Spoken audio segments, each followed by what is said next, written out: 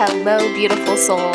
Today's episode is so good. And before we jump in, I have some exciting news to share. If you've ever wondered where you're blocking money, this is for you. I've created a free quiz to diagnose your money wounds so you can heal them and unblock yourself to receive more money. Just go to moneywoundsquiz.com and answer 6 quick questions to get your insanely accurate and potent results. And if you're loving my vibe and want to work one-on-one to call in more feminine energy wealth, I would love to hear from you. You can shoot me a DM on social media or go to emilywilcox.com to learn more. Awesome. Welcome to the M Makes Money show. I have such a delight for you all today because I have Karla Luster here. She is a mindset and spiritual mentor. Since founding Fit Outside the Box, an online exercise and wellness center for women back in 2015, she's helped thousands of women around the world make over their lives. The Fit Outside the Box YouTube channel receives thousands of people daily and has over 3 million views. Karla fell in love with group fitness after college and started teaching fitness classes back in 2008. She's shared her passion for wellness online, in person, from classrooms to corporate environments, and even overseas. Her motto is, take care of yourself and you'll always have the first wealth, health. Karla, I'm so glad you're here. Welcome to the show. Thank you. And for some reason, you reading my bio sounded just like it took it up a couple notches. So. You think you're even more badass now. Perfect. Mission accomplished. Well, I'm so thrilled to have you on the show. And obviously, we've connected a little bit just in the online spaces. We're in some group programs together. And I'm just so thrilled to have the opportunity to get to know you and your story better. You talked a little bit about how you got into fitness coaching and online coaching, but you're also saying that you're a mindset and spiritual mentor. So I'm curious if there was a pivot that happened or if you just found that through the health work and the physical exercise, you sort of grew into this spiritual offering as well. Yeah, I love that question. To be honest with you, the mindset and spirituality mentoring that I do is more of a spinoff from the fitness. And It's probably within the last year and a half or so that I even allowed myself to make that pivot. And it does, to me, have so much to do with physical exercise, physical health, physical wellness. It's just an extension, and it feels so natural to go a little bit deeper with women. And It's something that I saw as a pattern. I think a lot of fitness trainers and personal trainers, coaches have something happen or a series of things happen where they realize it's much deeper than just a physical goal, that it's usually a lot deeper than that. And so it felt like a natural outpouring of just wanting to help people more. Yeah. Yeah. And I would imagine, because I've seen this in my own life, where you get to a point where the thing is not the thing. Like they're coming to you saying, yeah, I want to lose weight or I want to be more fit. But it's like the real thing holding them back is inner child stuff or worthiness stuff or the way they view themselves in the world. And so it's like until you get to that deeper root cause, you can't really affect the type of transformation that you're hoping to have with your clients. Yeah, that's exactly right. Especially if they have recurring issues around the same couple things. It almost seems like you're doing a disservice unless you go a little bit deeper and help them to get around it. Yeah. And us as women entrepreneurs have to dig into the inner work because that's how we grow. So I think whether you know it or not, when you become an entrepreneur, you're going to become a mindset junkie at a certain point because there's no way around it. It's like all of our beliefs and our identity become so interwoven with our business that if we want to grow, we're going to have to dig into them. Yeah, that's so funny that you say that because just yesterday I responded on one of my coaches, her post said to talk about one concept you have around entrepreneurship. And I said, it's an advanced personal development game. Yes. Because for me, it feels that way, right? There's so many things that we come up against when we put ourselves out there in the world, which feels like we're putting ourselves out there and everybody's going to see us. And there's all these ideas, for me at least, that come up around being seen and, doing what I really want to do and talking about things that I really want to talk about. There's a lot of mindset that definitely comes into play. Absolutely. Yeah. And I mean, you're doing the Facebook Live 365, right? You're almost done with that, which if you're listening to this and you don't know what that is, you're basically committing to showing up and doing a live broadcast on Facebook for 365 days. So talk about challenging the part of you that's afraid to be seen. That you're getting pretty visible there. I'm glad that you brought that up too, because the reason why I wanted to do 365 Live was because I knew that it would challenge me in one of the areas that has been one of the most challenging areas for me, which is like really being seen and putting myself out there.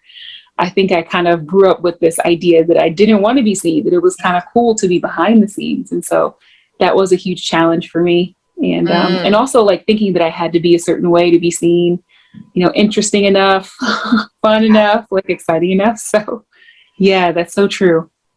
Yeah, we put all of these conditions on it, right? So like I do money mindset coaching, and it's like there's a part of my brain that can be like, oh, well, you're not worthy of showing up and talking about money until you reach this whatever level. And it's always a level that I'm not at. So it's always this moving target, because it's really just the part of my brain that wants me to stay safe, which means less visible, more comfortable. And I would imagine doing fitness coaching, it's the same thing with a different slant, right? Like I have to have the 6-pack abs, or I have to be just the best case study and be perfect in my fitness and in my health, or who am I to show up talking about this? Yeah, I do have that. And that's interesting that I never thought of it that way, that it would be comparable to the person who talks about money and always thinking that it has to be another level. Yeah, that's true. And I think it happens in a lot of different ways, right? Because I probably don't always look, perfect. I don't always, I used to always say like photo shoot ready. I don't always look like photo shoot ready. Yeah. And there are times when I eat kind of crazy. And I can remember times with like having my clients, when I taught more in person and train more in person, have my clients see me eating ice cream and stuff. So in a way, I want them to see me. Like, I'm like, hey, I'm eating something. I'm eating real people food. And yeah, thank goodness for that. Because I feel like if I was working with someone and I was like, oh man, I just had a really bad eating weekend, and they were like, what? I don't understand. I've never done that. You're like, what? How? Yeah, that's so funny. I definitely have that. And I think whenever you're coaching, it comes with this idea that you have to be this like perfect role model person, which is a ton of pressure. And along with a lot of fun too. There's lots of fun that comes along with it. So yeah. So I'm curious with, all of these things that came up for you on your entrepreneurial journey. We're going to be talking about money on this show. So I'd love to hear, what were some of the limiting beliefs around money that you discovered were bouncing around in your subconscious as you became an entrepreneur that was looking to really grow her business? that's a great question. And what's funny is that it seems so long ago that I was even having to start my business and think about money. But one of the first things that come to mind is, how much am I allowed to charge? Is this too much? Am I worthy of charging this much? So it definitely came back to a lot of like, who am I to be charging X amount? And do I need to be charging the same as everybody else? So most of my upfront concerns around starting a business and making money is, how much am I allowed to actually charge? Yeah. Just worthiness around that. Yeah. So how did that play out? Did you charge what you wanted to out the gates, or do you feel like you underpriced? wow. So I totally underpriced a lot of time, especially when it was one-to-one. I feel like I definitely way underpriced when it was one-to-one. I definitely compromised too, like the type of person I wanted to work with. I made all the mistakes, Emily. I made all the mistakes. So I undercharged a lot for one-on-one, a lot for group. I undercharged for events, and I still feel like I still feel like I'm working around charging what I really want to. So sometimes that still comes up for me, and that's probably one of my biggest mindset things now that I'm talking about it and thinking about it. Probably one of my biggest mindset things is just allowing myself to charge what I really want to charge, and make what I truly want to make. So it definitely still comes up again and again. Yeah. And thank you for bringing that up, because I have an e-commerce business as well. So I talk to, a lot of entrepreneurs and business owners that have product-based businesses. And it really doesn't happen in that space. When you have a physical product, I have never gotten the feeling, nor have I myself, that my worth was wrapped up in how much someone would pay for this product.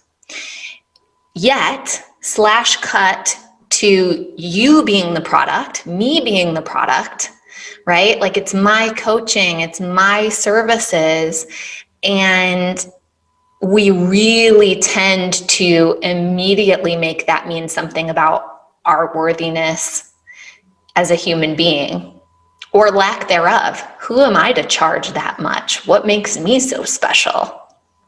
Mm-hmm. Someone said no to my services. Ugh, they don't like me. I'm no good at what I do. Yeah. Or that's too much. Or, oh, that's too much for, or even just not hearing back at all. Yeah. Yeah. It feels like a much deeper rejection than someone just being like, I don't want to pay $20 for that shirt. Oh, okay. Yeah.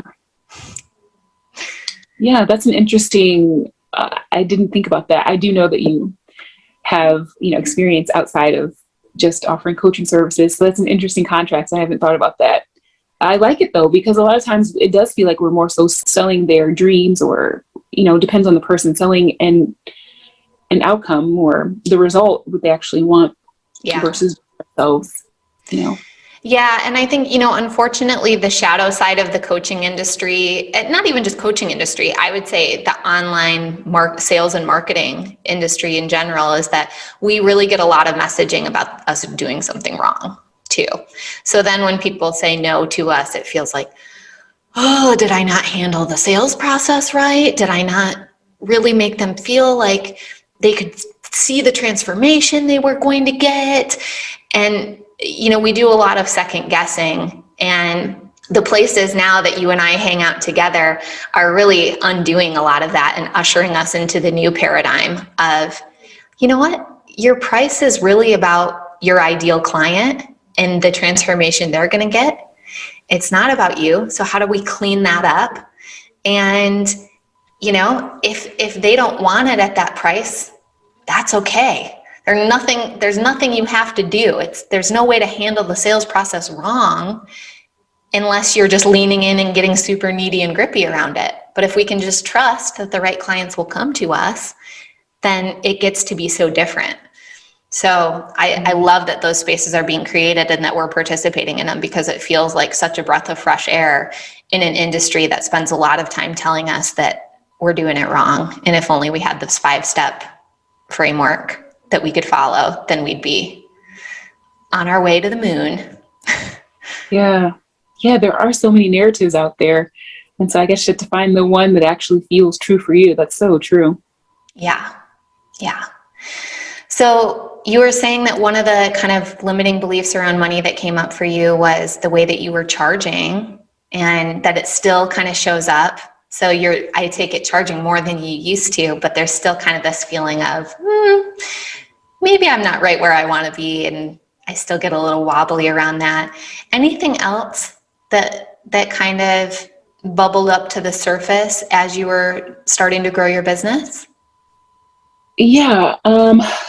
I think when it comes to money, that and still sometimes now I have to remind myself that I can do what I really want to do to make money. I don't have to do something that I hate or something that I think everybody else wants me to do in order to eat, you know. So offering what I'm doing, what I really would like to do, and packaging that and selling that, that's another layer that feels like worthiness too, right? Like I get to do what I really want to do. I don't have to say, do a bunch of hard work, a whole bunch of like non-fun work in order to make money. So that's another big one. It was almost like giving myself permission to do what I really desire to do instead of just creating a job, right? Yeah. So if it's not what I want to do, then it's kind of like just creating a job. So that was a big one. And what goes hand in hand with that is just showing up and being myself. Like I'm allowed to get paid for being me. Yeah. That was a big one. Yes. I love that. I'm allowed to get paid for being me. That's an affirmation right there. Yeah, it is. I love it. And you'd also shared with me that like this concept of like money is the root of all evil. Was that something that just did that come from mom and dad? Did that just come from society growing up? I think it mainly comes from mom and dad. And when I say mom and dad, I think of like a whole nother slew of beliefs around money too, because my parents were entrepreneurs in a brick and mortar. And so I saw them doing a lot of, just doing everything. I saw them doing like everything. And I think growing up, I was like, oh, I don't want to run a business. That's going to be hard, Yeah. So, and I saw them kind of villainizing people who made a lot of money. Yeah. And also just in general, thinking of money being this thing that was wanted by greedy people. Like if you wanted money, that you were greedy. Yeah. So, yeah. Same here. And actually both of my parents were kind of entrepreneurs in their own right. My dad was a psychologist. So, similar kind of a deal where you're running your own practice. Then my mom had a small business and they both worked such long hours. And so I grew up with this incredible work ethic and that served me greatly for many years. But these past few years have been a slow unraveling and undoing of that training because I was just treating myself like a workhorse. And it's, you can get yourself to a certain point with that, but then you start to think, okay, if my business is at, 50 grand a month and I'd love to get to 150 a month. And then you think, well, but if I have to do triple what I'm doing right now, like I'm going to die. There's no way.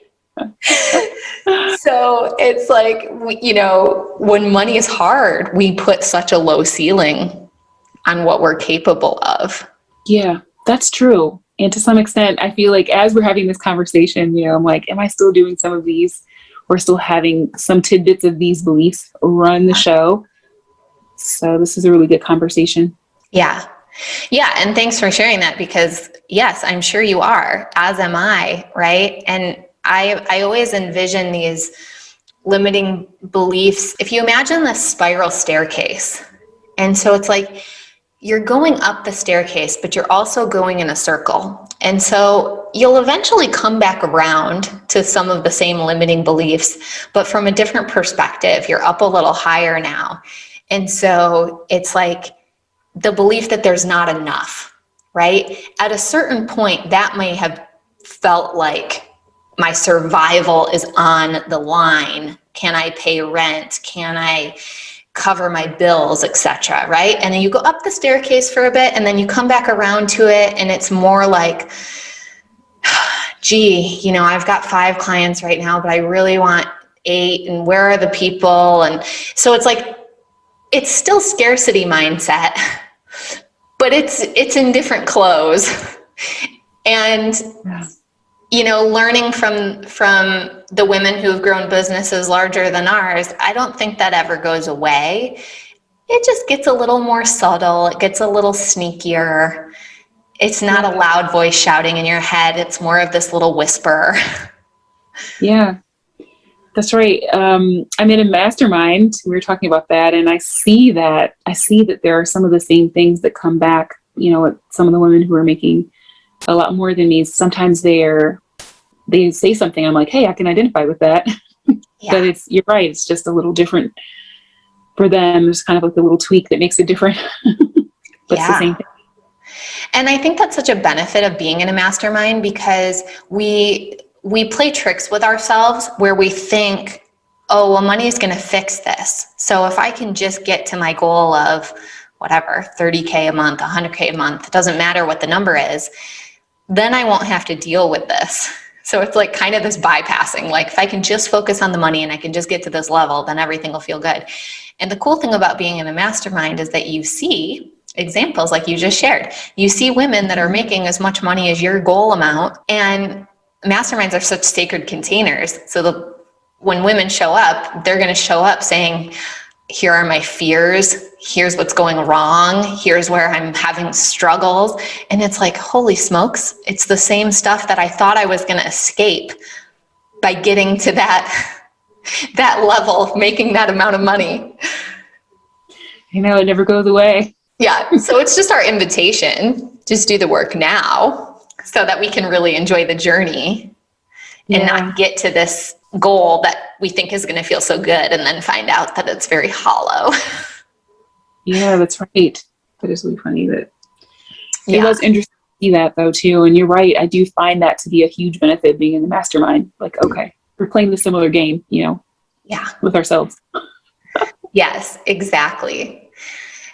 Have you had money triggers come up inside of the mastermind? I'm curious. So yes, the biggest thing is just feeling like, man, like there'll be people who make like a 15K day, right? Or like a 5K day and then I'm like, oh man, I need to be doing more. I need to be doing something else or just feeling kind of like really behind sometimes. So yeah. And some of that to some extent to spill over. I told you with money, for me, a lot of it is like self-worth. Yeah. Or feeling like just bad, like, oh man, that's 15K day. Like, I don't know if I'll ever, have that. But yeah, it does have this. What do you do in those moments to kind of soothe yourself or get you back on track? Yeah, that's a good question. I don't know. So with me, and I always wonder if like other people do this, but with me, sometimes right away, it won't hit me. It'll kind of just be something that I'll go away from and I'll like celebrate and stuff and I'll go away from it. And then I'll just be like working on something and then I'll start feeling bad. And then I'll have to like run it back and see, oh yeah, I'm feeling bad because I feel like, what am I even doing? Like, what am I even doing? And I'll have to realize I feel like it was last Thursday. I think I was journaling and I just was like journaling like I normally journal. And I was feeling really bad while I was journaling and I kind of got really frustrated. And I did feel like I kind of had a meltdown. I told them in the mastermind, I was like, I had a meltdown earlier today because I had this feeling of being really behind, like, oh, I'm just really behind. I think I did feel really bad that day. And I went for a walk, I journaled. I didn't necessarily feel better. But the next day I felt a lot better. I felt a lot more liberation around just being where I am and that being, still pretty good where I am, feeling okay with where I am. And that is such a healthy approach, right? So you journaled, you went for a walk, like even though the trigger was sort of like, I'm behind, I need to do more. You didn't actually just jump into doing more. It wasn't like, oh, quick, let me take 5 unaligned actions because I just need to feel like I'm doing everything. And so I thank you for sharing that, because this process of reparenting and self-soothing and, just processing through those triggers it's so vitally important. It's really where all of the growth happens. We got very few examples of that necessarily as kids. We weren't taught in school, like, yeah, when you're really scared or when you're feeling triggered or when you're feeling not good enough, here are some coping skills. I know, that's so true. We don't learn some of these really life-changing things. And that's so true with personal development. That's one reason why I really do believe in the coaching industry. Yeah. Because there's so much that goes into being an adult that we are deprived of until we really go for something that we want. And it's almost like in order to even get close to it, you have to become this grown up. You have to become this independent person to really be able to allow ourselves to even want what we want. For me, it was like, I went through a lot of not even allowing myself to want it. So, Yes. yeah. And sometimes it takes getting good coaching to realize how powerful coaching can be. Amen.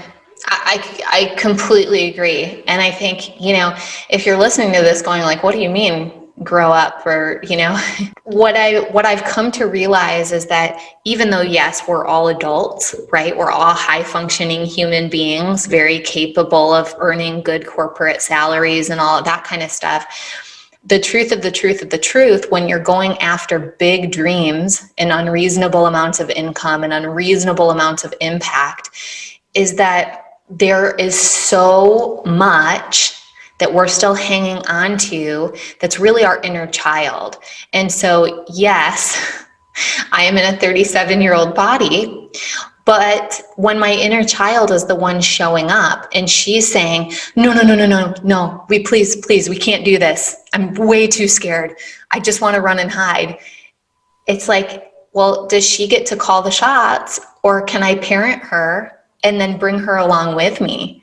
And so it's like our inner child it's a good thing, but when she's unhealed, and so she's so afraid of being seen, she's so afraid of being abandoned, of people finding her out, that she's not actually that good, that she's not what she says she is, that she's going to get, kicked off the island, all of these other things. It's like, I just want to clarify that that's really what you're referring to when you're talking about, it's an invitation for us to grow up and really step into the fullness of our power. Beautifully said. Thank you. All right. So let's dig a little bit more into your numbers, where you're at in your business, so that we can talk more about, any money blocks or what some of the big goals are for you. So you can either start kind of back in time and give us like a year by year, or you can just share where you're at currently. Yeah. So I am around 4 to 5K a month. And I will say, leading up to this, I feel like I had a lot of like up and down, a lot of 0K months or just around 1K months. So it took me, I've probably been here for about 2 years, somewhere between 3 and 5K over the last couple of years. Yeah.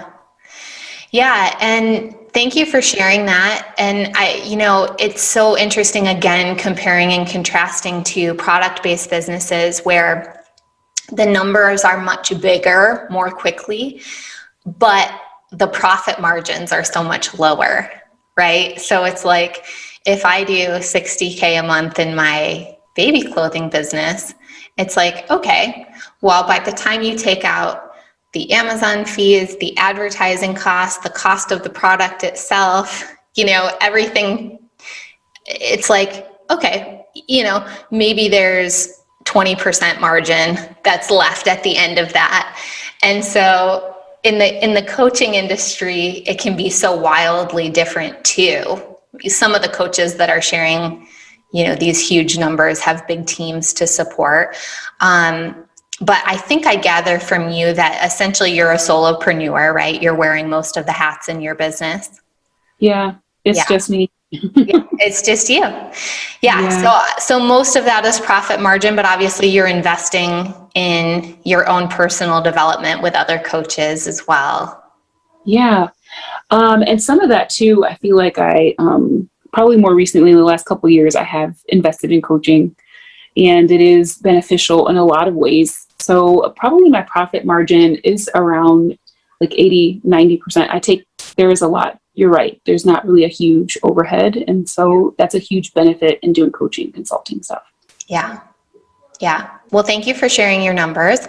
And to get to your next goal, do you feel like there's more healing around money mindset, or is it more the worthiness piece? What do you think is preventing you from getting there? I think it's a combination, because I've been in the Alpha Femme experience in the last, year, or even just been in that energy for the last year. I've been looking a lot at just that whole, I think there's a whole nother layer that I wasn't necessarily thinking about. And for me, it's probably a combination. I feel like it's so hard to take those two things apart for me, like money mindset and then self-worth. Yeah. Or just like the worthiness and allowing myself to want what I want and kind of raise my standards along with that. Yeah. So I think a lot of it is kind of probably the crux of those two things. So it's hard to separate it out. Even what we talked about today, I feel like, hey, this is like so good. And I wasn't expecting. I'm like, yeah, I'm hopping on this podcast. It's going to be fun. But I've had just like some little things popping up like as you're talking, because I'm like, hey. Yay, I'm so glad.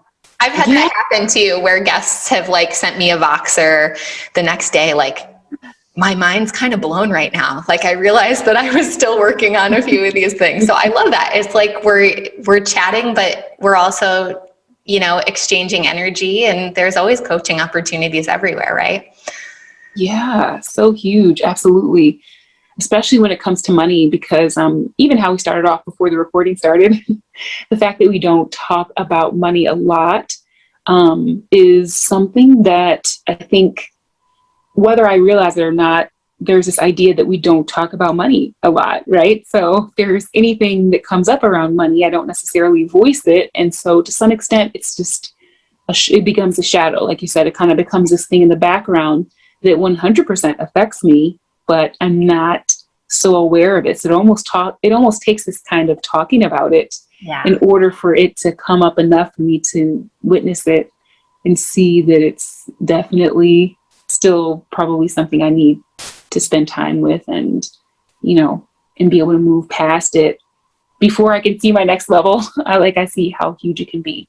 Yeah. Yeah. And actually, the way I asked the question wasn't even totally fair, because what I will say is there is sometimes this limiting belief of, I have to heal X in order to get Y. Yeah. And just bringing that up for all of our awareness, that you can be more available to money while still being unhealed or not fully healed around your worthiness or your money mindset.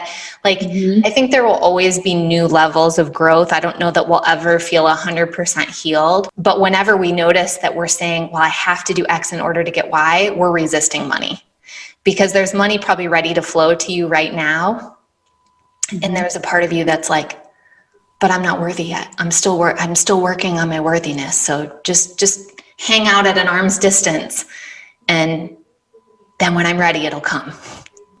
So one of the things you said was that you're working on really even allowing yourself to claim what it is that you want, and allowing yourself to want what you want. Would you share what that is? I feel like that could be a really fun way for you to claim it even deeper. Yeah. So are you talking about money still, or just like anything? Because it may not be money. It may just be like, you know what? I want to really change the lives of 10,000 women, and I have no idea how I'm going to do that. But whatever it is, it can be money, not money, or both. Yeah. So it's funny because I journal around this a lot, and now I'm just thinking about it.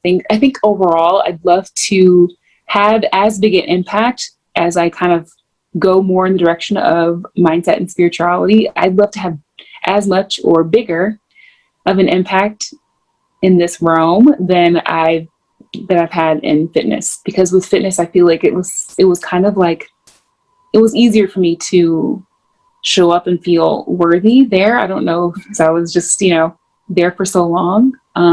But it has been harder for me to really be able to own my own space in the spirituality and mindset space. And so I think for me, I'd like to have as big an impact or even bigger with spirituality and mindset alone. Yeah. So I love it. And you will.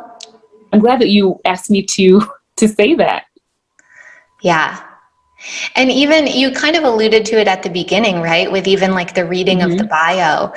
It's funny how these little identity things creep up in different ways. And I remember that too. You know, for so long, everyone knew me as the Amazon expert because I have an Amazon sales agency, because I have an e-commerce business. And the first time that I was going to speak at one of my girlfriend runs a kind of a paid membership group. And she wanted me to come speak to that group, but really just about money mindset and everything. And she asked me for a bio. I was like, yeah, sure. And then I realized, oh, I can't send her the kind of more corporate bio that I've had for all these years about what I've done with Amazon. And it felt so different and strange to own this new identity and to say, like, I'm a money mindset and business coach, and here's what I do. So I think there is power in writing it down. There's power in speaking it out loud to ourselves and then to another person and then on a podcast, right? It's just like turning up the volume on our dreams. Yeah, so true, so powerful. And there's something also very healthy about that. Yeah. So it's like, you know, giving ourselves permission also for our dreams to evolve and for us to take on different aspects of our identity and allow that to be at the forefront is fun too. Yeah, it is so much fun. And the whole identity thing is fun. It's almost like, you know, like playing, kind of being able to play and work and things like this. That is so true. Yeah. And that's powerful because, you know, I know you as a money mindset and business coach. Yeah. And so, yeah, that is interesting. But I know a little bit about your Amazon days too. So that's really powerful. Yeah. Yeah. It is interesting, right? When people come on different parts of our journey. And so, you know, for you had to work through kind of the fear of being seen through showing up on Facebook for 365 days. For me, I started a fresh Instagram account at the beginning of this year because I really needed to practice just saying what I wanted to say without giving any thought to who was receiving it. Mm-hmm. And then once I got brave there, then it was learning how to do it on Facebook. Because on Facebook, that was where I had all my friends, all my family, all of these people that really were more rooted in the other identity and were used to me just posting pictures of my kids and not much else. I just share that because, you know, we do play these little games, but also allowing ourselves to see ourselves as brave, right? Like it's brave to show up on Facebook for 365 days and do a live. It's brave to put a new title on your bio. It's brave to pivot your business. And the more that we can acknowledge that in ourselves, then it's like it grows, right? And then we can do the next thing and the next thing. And pretty soon our whole lives have transformed. Yeah. Yeah, absolutely. And I love that you seem like you're a great symbol of that. So that's awesome. And I love to see other people pivot, period, because I think we're always in this process of just, you know, evolving and growing and changing, and to allow ourselves to do that can be just really powerful. And it is healthy too, you know, and I don't say that to just say that it's healthy. I say that because I see, even when I wasn't allowing myself to do it, how that it can be kind of unhealthy, you know? Yeah. Well, you're the health queen. So when you put your stamp on it, then, then that means something.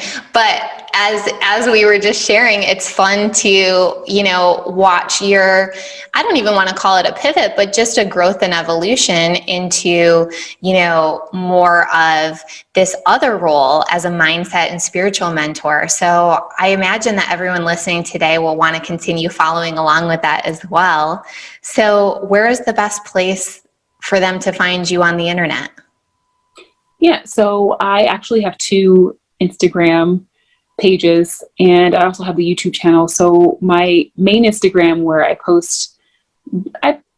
post a smattering of just everything but primarily spiritual and mindset health. And that one is Karla Luster. So it's Instagram.com/Karla Luster. And my Fit Outside the Box Instagram is Instagram.com/Fit Outside the Box Official. And it's all spelled out completely. So the YouTube channel is also connected to the Fit Outside the Box Instagram if you want to check out the YouTube channel. But yeah, that's where you can find me pretty easily. I'm there all the time. Yay, I love it. So people can follow along for the fitness stuff, for the mindset stuff, and everything in between. Well, Karla, thank you so much for coming on the show. This has just been a beautiful conversation, and I appreciate you have a lot of self-reflection, and I love that, right? So I can see you taking in information and in real time thinking about, how does this apply to me? Can I examine where I'm maybe not fully stepping into something, or where I haven't looked at it? And I think that is such a gift, and it's one that not many people have. So I just love that about you. And I'm so excited for us to stay connected and continue following along for you as well in money and life and impact, and, seeing all of the lives that are going to transform with you as a spiritual and mindset mentor already happening in your online fitness business. So thank you so much. This was a joy. This was a lot of fun. Thanks, Emily. I already love where this is going. And so it's been more than just a podcast interview for me. So thanks for seeing me, and thanks for having me on. It's been a lot of fun. You're welcome. Thank you so much for listening to today's show. Changing the way we think, feel, and talk about money will change the world. I truly believe that. It starts with you tuning in, and it spreads when you share this show on Instagram and Facebook and tag me at mmakesmoney. And you know what moves the needle the most? Taking just a minute to leave a 5-star review on iTunes. This show isn't free to produce, so let's multiply those dollars invested to help this show reach a bigger audience each week. Thank you so much for your help. I really appreciate it.